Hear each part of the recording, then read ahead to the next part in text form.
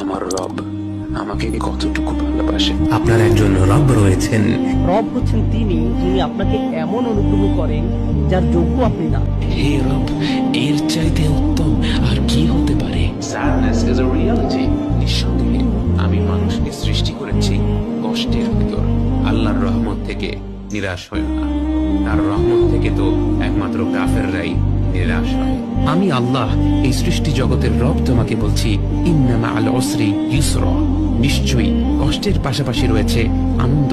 খারাপ সময়ের পর ভালো সময় আসবেই, দুনিয়াতেও আসবে, আখিরাতেও আসবে। ভরসা রাখতে হবে আল্লাহর উপর।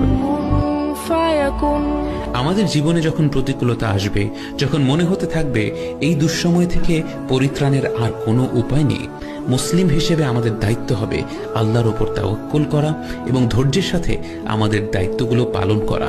সমাধান আমাদের চোখের সামনে না থাকলেও আল্লাহ তাআলার কাছে নিশ্চয়ই আছে। তিনি অবশ্যই আমাদের আক্ষেপগুলো শুনবেন, এর প্রতিদান দিবেন, হয় দুনিয়া এবং আখিরাতে, নয়তো শুধুমাত্র আখিরাতে।